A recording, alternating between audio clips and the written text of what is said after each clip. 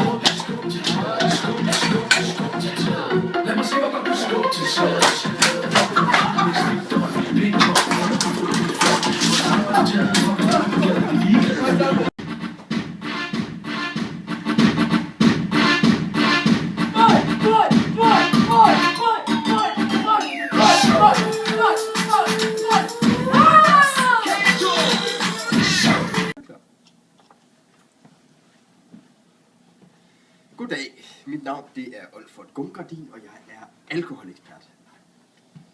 Vi har lavet her i Sundhedsstyrelsen 7 udmeldinger om alkohol. Nummer 1. Intet alkoholforbrug er risikofrit for dit helbred. Uanset hvordan du indtager alkohol, det kan være til en fest eller bare derhjemme, så skader det dig på en eller anden måde.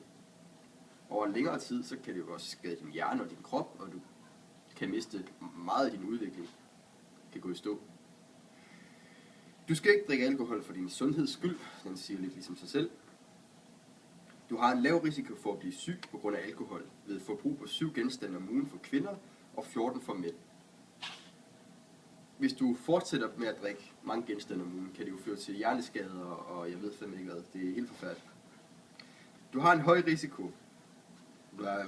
Stop før 5 genstande ved samme lejlighed. Altså hvis du på en aften eller en fest drikker 5 genstande, så anbefaler vi dig, at du skal stoppe der. For hvis du bliver ved, din hjerne til sidst har du ikke kontrol over dine egne handlinger. Og så er det jo ikke fedt mere. Så vi har et lille motto, der hedder stop før 5. Hvis du er gravid, så skal du helt undgå alkohol.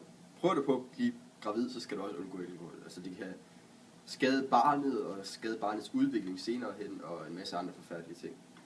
Hvis du er ældre, så skal du også være meget forsigtig med alkohol. Altså det kan jo give alle mulige forfærdelige sygdomme.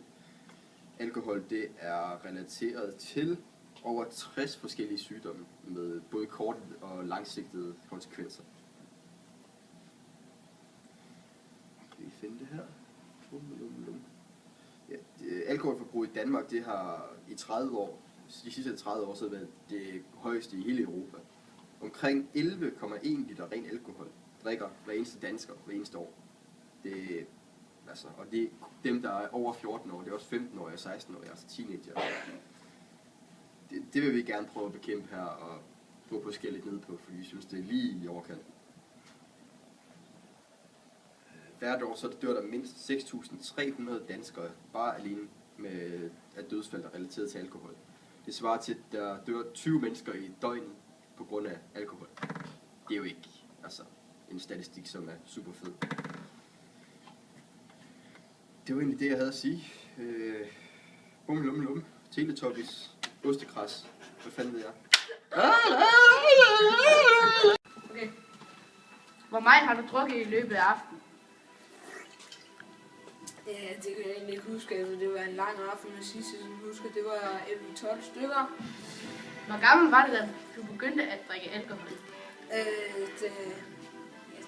Det slører ikke for mig dengang i tiden. Jeg tror, det var der, vi blev 12-årige. Ved du, hvordan alkohol påvirker din krop? Nej, det er sgu ikke klar over. Hvad drikker du? Pisse! Hold da kæft. Så er det stopper. Hvad sagde du? Hvad drikker du? Det er sådan lidt forskelligt. Det skal bare ikke være. Hvordan har du det nu? Jeg er altså fint nok, kan du se. Altså, jeg hygger med shababs og shababs. Du har da lidt opkast der på trøjen. Jamen, sådan skal det jo være nogle gange, ikke? Hvad er dit mål i løbet af aftenen? Min hvad? Dit mål? Mine mål? Nej, det skulle bare finde en pige og så hygge mig, ikke?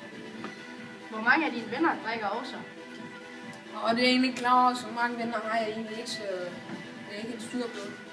Vil du blive ved med at drikke på denne måde i fremtiden? Ja, det vil jeg jo nok. Jeg skal bare ud og fyre den af, ikke? Tak for det.